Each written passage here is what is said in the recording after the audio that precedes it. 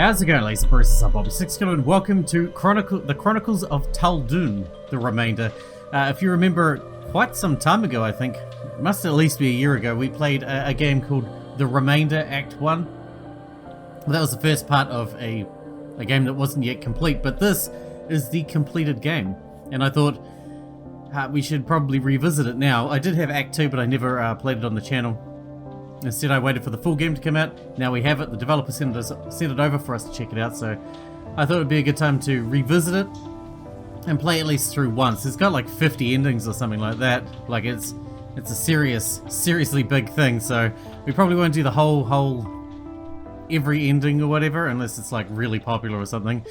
But I'd like to at least run through it once, which probably won't be too long a series. This can run alongside Sixkilla, because that's all we've had on the channel for quite some time, so I thought it'd be nice just to have something else on there as well.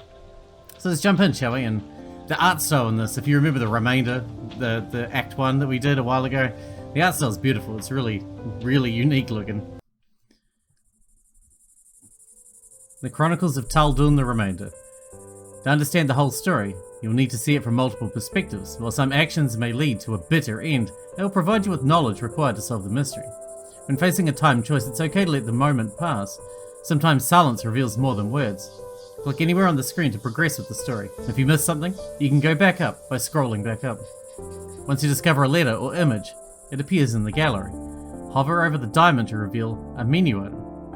Skip through the scene text by holding the control key, like all Red Empire games, obviously. The story includes descriptions of sexual themes, violence, blood, physical and mental abuse, self-harm, death and suicide. Okay, that's going fast, but be warned. But, I mean, everything we cover covers most of those things, so I'm sure you're no stranger to that if you've been around for a while. Choose your pronouns. They'll be relevant in the later part of the game. Sure. He, him is good for me. Well, maybe if we get really suckered in this first run-through, we may have to do some more run-throughs and just skip through the scene text. I don't know. You guys can let me know what you think when we actually get to an ending. For the first time in many seasons, the waves and the wind were the only voices singing farewells to Sruthril. I waited, tension crawling up my throat until the colours of the sky changed. Clouds stifled the light, drops of wetness fell, pelting the ground. Pressing my lips together, I stood up. Why is it so quiet? Rain was pouring down, soaking through me. Wind ripped at my clothes. Thick, warm, red. A sick, sweet scent filled my nostrils. I dared a lick. Metallic, greasy. This is not right. Darkness fell and turned my hands into shadowy silhouettes. A sense of urgency gripped me. I hurried to the tower and threw open the doors. Where are you? Endless empty halls echoed my question. At the far end, I thought I saw a figure disappearing into the dark. Hey, wait! I ran after them, feet pounding the sticky wet stones echoing loudly. Wait! What was their name again? I can't remember. Why can't I remember? Hardly surprising. What? I came to a jolting halt and whipped around. Who said that? When will you start taking some responsibility? My skin crawled. I turned and bolted as fast as I could. I came to the end of the hallway, grabbing the slippery doorknob and barging into the room. Empty. Another door. Nothing. I ran trembling fingers through my hair, nails digging into my scalp. I shuddered upon seeing the sticky redness smeared everywhere. I wiped my hands on my clothes over and over, harder and harder. It wouldn't come off. Teeth clenched, I pushed through yet another door. Look at you, covered in filth, chasing another childish fancy. Have you no shame? I'm sorry. My voice echoed back as I stood in the empty room. No windows, no doors. Hot breaths rasped in my throat, my legs trembled. I was terrified, exhausted. Why was I running so hard? Why was I struggling? It was alright, I was making progress. That was the only thing that mattered. Eyelids heavy, comforting numbness enveloped me. I closed my eyes and sank down. I would rest, just for a moment. I would finish this. Not sure whether to save it each choice or whatever. The seas in every direction endless, a diamond dusting of moonlight across the surface above me. I look down into the depth, a pressure against my chest as the darkness stirs. A star, then two, then a constellation of them glitter in life. They approach. The darkness was not the bottomless sea, but the body of an enormous fish, its silhouette filling my entire view. A gaping mouth splits open from horizon to horizon, a deeper black within, approaching, buzzing. The progenitor fish, Sruthril, comes for me. I should be afraid. Her mouth, now all-encompassing, blots out the last remainder of feeble illumination around me. I should be afraid. Why am I not? The mouth shuts with a distant clang, a flash of lightning. I waka? Wake up? Come on, wake up. Oh, I see. That's what you were saying. Prickling light into the comforting darkness. A rumbling rises and falls like the waves washing on shore. Calm coolness gives way to crushing heat. A blanket of boulders smothers me. Hey, you alright? Do you hear me? My eyes struggle open to a face. Ugh, no. Go away. Someone grips my shoulders and squeezes. Still a bit out of it, huh? That metallic and greasy buzzing, sound crescendos and my mouth tastes of iron. Then a hand is laid upon my forehead. I open my eyes again. It's easier this time, but the rest of my body is still heavy as stones. I can't budge a hair. Feverish, but no obvious wounds. You'll be fine. Something went wrong. We don't have much time. My tongue feels heavy and stiff. Wrong? I snap my mouth shut. This is embarrassing. Maybe you should stay put for now. I'll see what I can do. Hey, wait. What's happening? They turn and stride off. I look around, trying to get a hold of my surroundings. I must be dizzy still. Everything's spinning. Why are the books flying? I squeeze my eyes shut again. This is not happening. I'll wake up soon. Sounds trickle in, rustling, clinking. A storm raging outside, a guttural buzzing. How can I sleep like this? Annoyed, I drag myself sluggishly to my feet. An urge to gag rises, rubbing my throbbing temples, tasting a foulness in my mouth I force down the bile. What did I do last night? That incessant buzzing. I rub my eyes again and look for the source of the sound. As I catch sight of it, a cold terror creeps up my spine. A pulsing, churning thing is hovering in the room, like space is swallowing itself. Waves of moist, brilliant heat spew from it. The transparency, the symmetry, the stench, the singing. What in Lura's name is that? Shapes huddle beneath the grotesque thing in the air. As I step around to get a better look, they resolve into fingers. Midnight, silent and still as bones. The white-haired stranger who woke me earlier stands still. Someone else is curled up on the floor, their face a mask of anguish. The emblem of a high Magnus hangs around their neck. The image of an eel coils around their arm. Why do I know these symbols? Whitehair's hands are raised in a peculiar gesture toward the vortex looming overhead. Hey, what are you doing? What is that thing? It looks like they're frozen in place. Hello? No movement.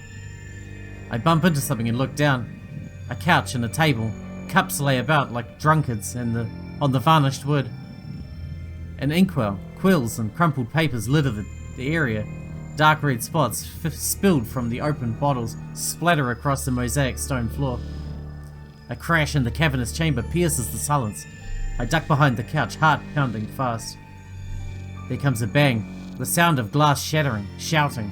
A cacophony reverberates painfully from the walls around me. I clutch my ears. A struggle? Please, let me wake up already. This isn't funny anymore. As abruptly as they came, the sounds died down. Is it over? Clamping my eyes shut, I tried to block out the buzzing. Let this be over soon. Let this be over soon. Let this... Feeling better? I nearly jump at the voice. The stranger is back, slumped next to the couch, head lulled, a hand to their shoulder, breath shallow. I turn and see the same stranger standing under the vortex, and my mouth hangs open. Why are there two of you? I almost bite my tongue when something drips from their clutched shoulder. The glistening fluid shimmers and evaporates after it hits the floor. You're melting. I back away a step. What's wrong with you? They try to speak but wince instead, eyes closed, throat bobbing. Spitting out something black and then resting their head back. They flash a sly grin and whisper, melting. Very funny. I wrinkle my nose. What do you mean? What is happening here? What does it look like? I glance around the room with a scowl, taking care to avoid the floating thing. Like the end of the world? Another wince. They lift a finger and point. What about that? Do you recognize it? I realize they mean the vortex and avert my eyes. No, Davina, no. Should I? I can't resist a shudder.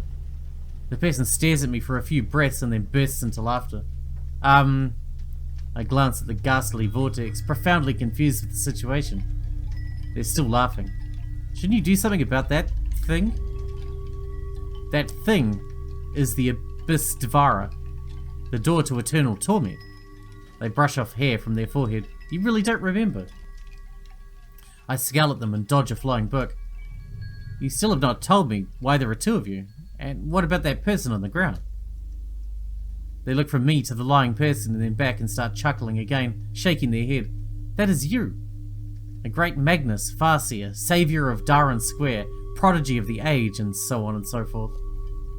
A failure, a fraud. Tell me you at least remember your name. I'll stick with Vyn, that's fine. I always prefer to go with the default setting.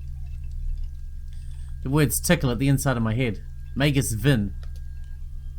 I always feel like there's some grand meaning to the original names, you know? So if I'm changing it, then I'm changing...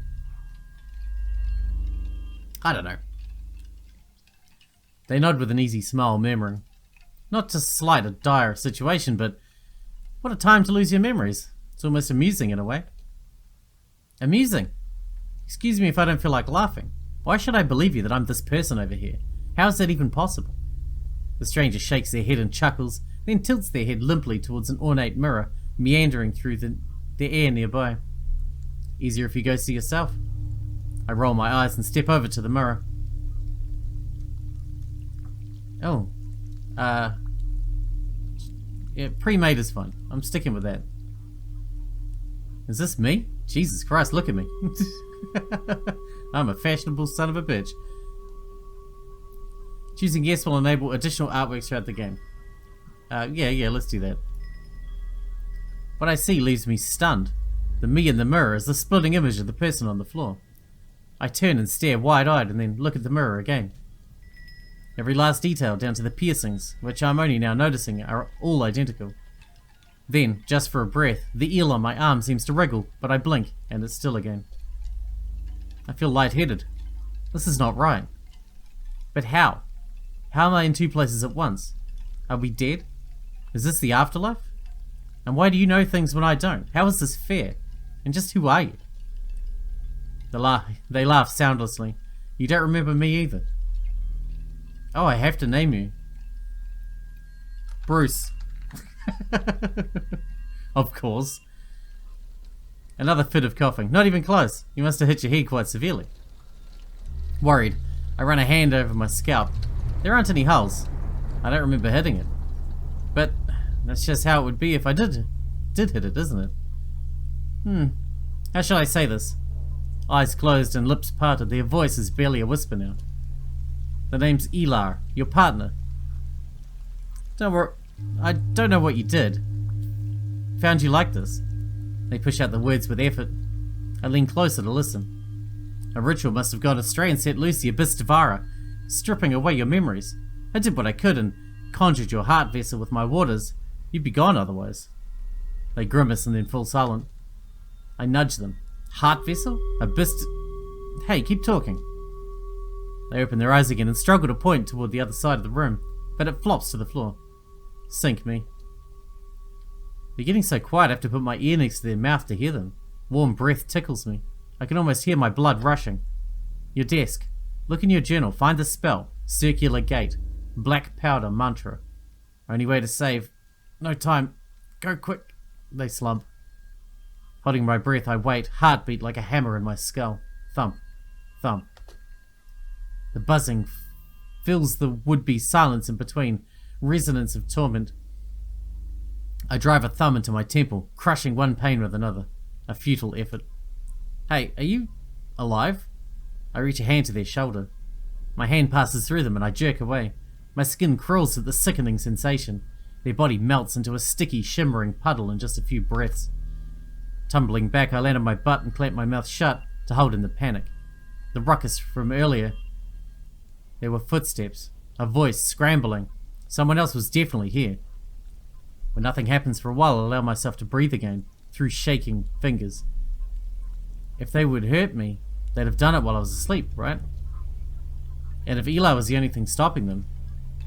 But now they're gone, and you're useless. It's fine, if I'm careful, I can find a way to...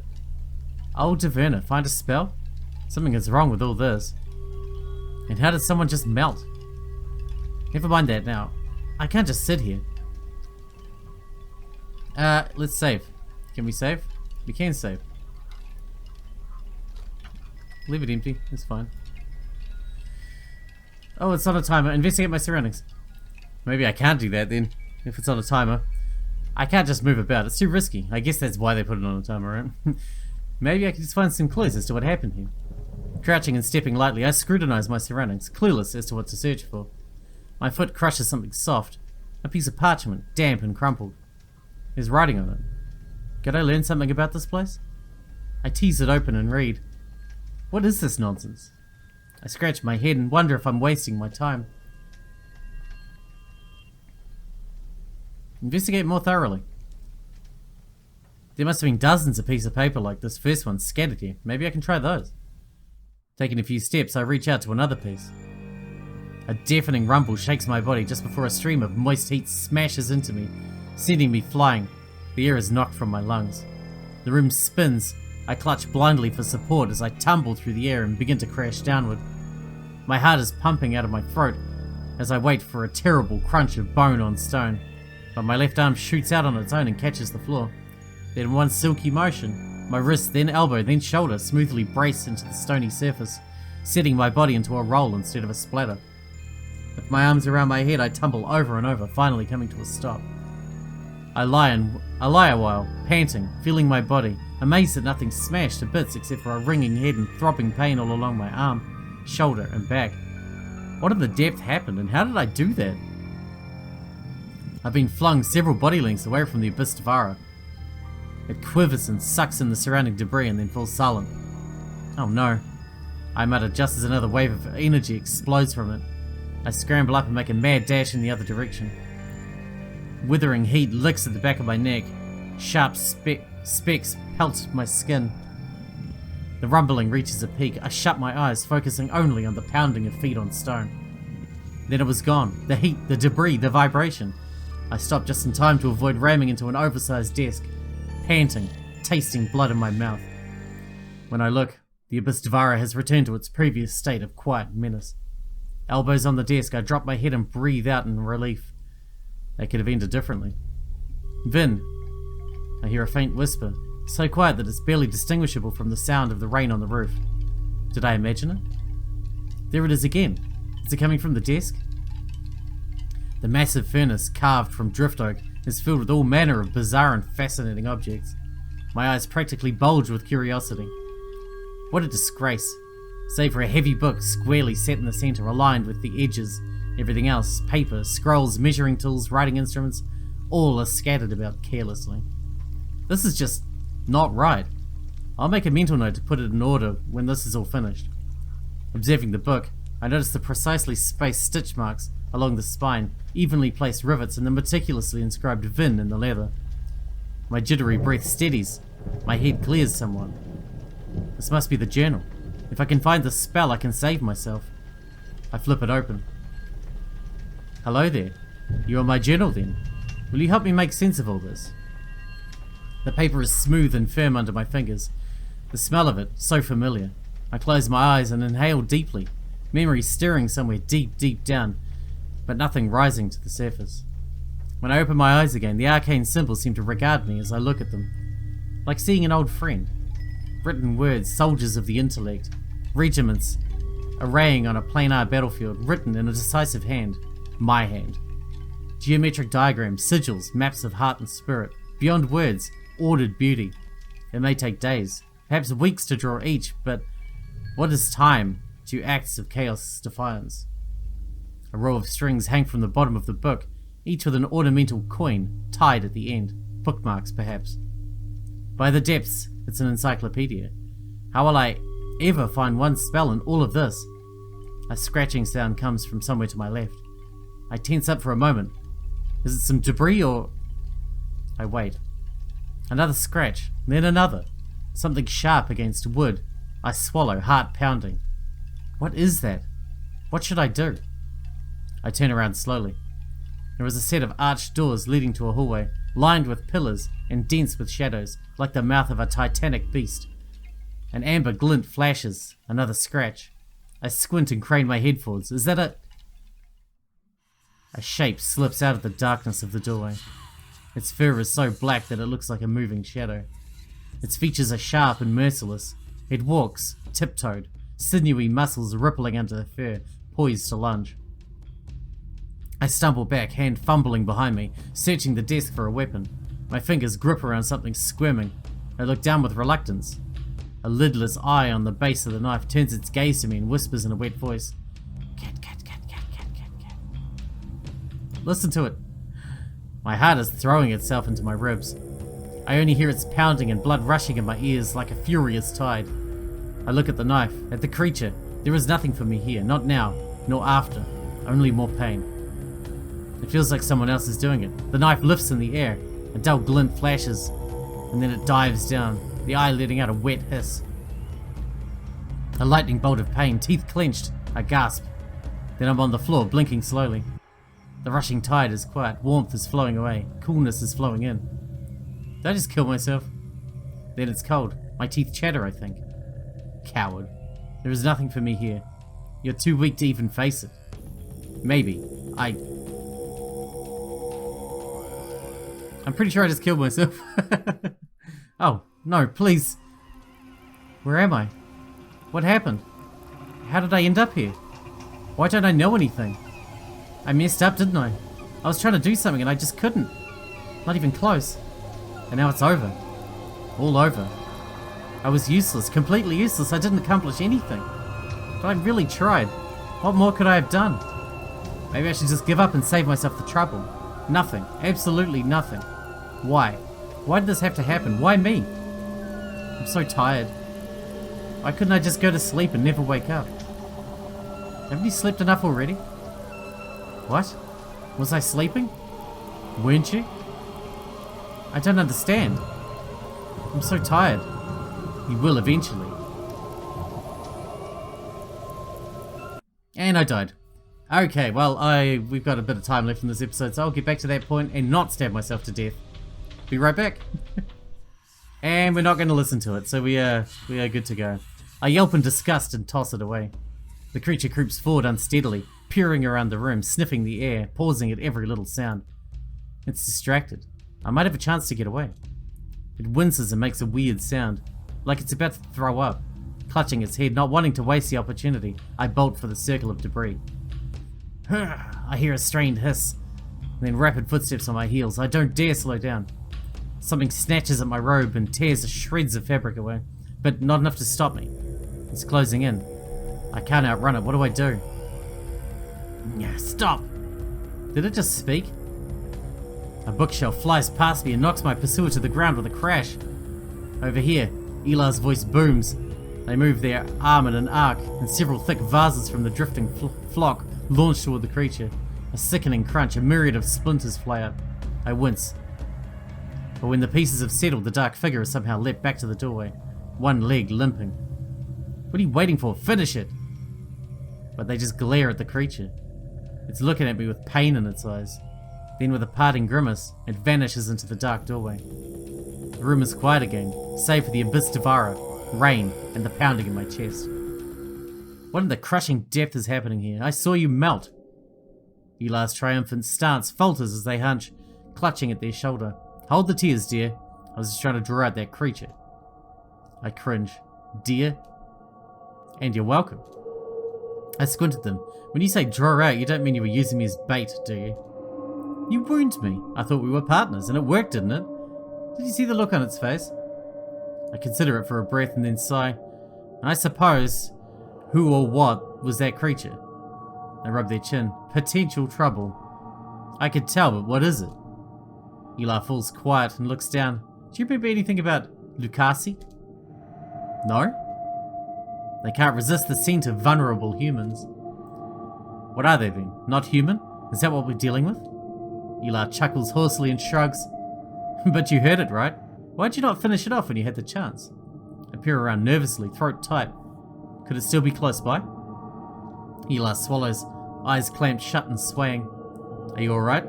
I reach out a hand in case they topple over. Perhaps, they mutter.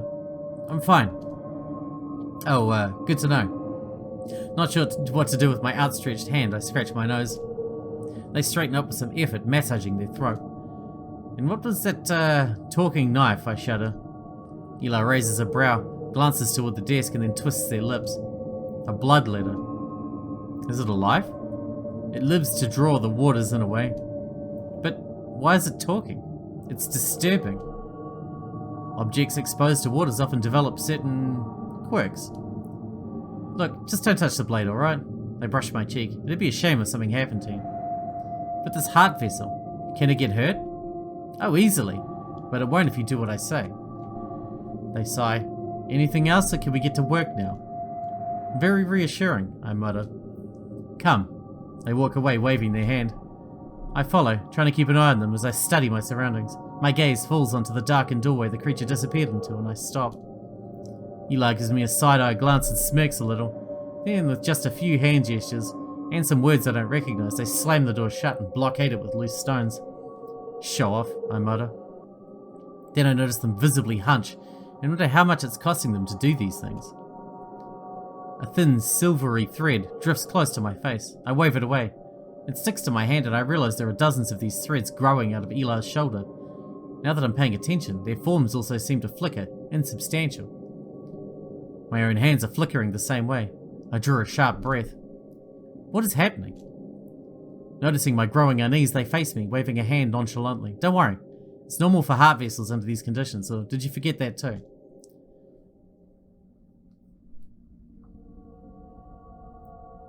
Yes, I did forget, and I want a real explanation this time. Well, I put my hands on my hips. I did forget, so why didn't you catch me up? And not one of your hand-waving non-explanations either, please. I suppose you should know a little more. They shrug and massage the back of their neck. Heart vessels are bodies made from waters, spirit bodies if you will, somewhat elementary really, as far as magic goes. Confused, I glance toward the unmoving figures, but Ilar seems to have read my thoughts. That's a profane vessel. Your anchor to this realm, you know, your flesh. Also quite elementary, right? I answer flatly. So that's why there are two of me. One is physical, the other is sublime, Ilar finishes. So, flesh and spirit. Why not just say it simply like that? They smirk, putting a thumb under my chin, eyes aglitter. Where's your flair for drama? A shame such fine work falls apart in the currents. Good thing I can remake it as fast. They click their tongue. It's quite a feat, you know. Right. Real shame I can't grasp the extent of your greatness, your modesty. I swat their hand away. A puff of hair, fine strands, detaches from them, drifting perilously close to my face. I flinch. They smile and twirl their hand. It comes apart like ink and water. Then in a blink, it snaps back into its original-looking hand again. Into a normal-looking hand again, sorry. Is that what happens when you stop remaking those bodies? You're catching on. Then they add in a more serious tone. I would appreciate if you would avoid acting recklessly, so as not to have your masterpiece ruined. But this is not even my real body. Why would it matter if it fell apart? Every moment you spend like this, you're losing touch with your flesh. Every moment spent formless speeds up the process even more. Eyes heavy and head numb, I rub my temples, muttering, lose touch? How do you... with my body? That makes no... Ilar looks at me evenly. First you forget what you were doing, then you forget who you were, then you forget that you forget. I stare at my hands, feeling cold. Is it already happening? Will I just keep forgetting more and more until I'm... They look aside. Perhaps it's best not to overthink this. Overthink it? I don't know who I am. The pitch of my voice rises. But they're as calm as ever. You'll get used to it, if you survive. Get used to it?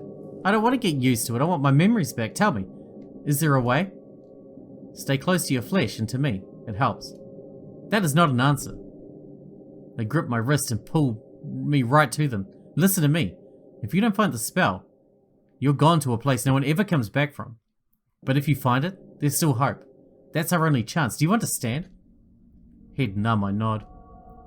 I peek back at the statue-like bodies, wondering how far is too far. Then it dawns on me. I motion at the journal. If being close to our flesh helps, let's just not go anywhere. You need this spell from the journal. Let's take the book to our bodies. They scratch their head. That would work theoretically. I heave a sigh of relief. Unfortunately, we can't. You made sure of it. My sigh turns into a strangled squeal. What? Why? How? Why? You were secretive. Your magic was frowned upon. You made sure the book stays always. And if anyone tries to pry it open... I stare at them blankly. Something horrible happens to them. They shrug. Something horrible? But I put the magic protection there, right? So I should be able to open the book safely, right? Right? They shrug again. Probably. Will you stop shrugging? I need to know if I will or will not suffer something horrible. Let's be optimistic, huh?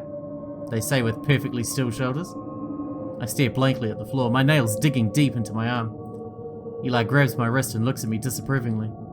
I go limp. They cough. Perhaps I shouldn't tell you this next part. Very, very slowly, I turn my blank stare to them. Tell me. And with that, we need to wrap this episode up here because we're out of time for today. I don't know if we're going to be doing this one every day, but I would like to get through at least one full run of it. I will try to get one out every day as long as we can keep up the second wire as well. That's the hard part, you know. I must admit, the developers are Croatian, I believe, and the translation is absolutely magnificent. Maybe they wrote it in English, I don't know, but the translation is perfect if it was translated. So that's pretty impressive. So yeah, it's very flowery dialogue, obviously, but it's interesting. It's not like anything I've ever played before, so that's something. And that when it said at the start that seeing it from multiple perspectives will help you understand the mystery, that really, really intrigues me. Because I like that kind of thing, as you know. Anyway, that was part 1. Hopefully we'll be back with part 2 tomorrow. Until then, I hope you guys enjoyed it. Thanks for watching. Thanks for sticking out with me, and I'll see you in the next one.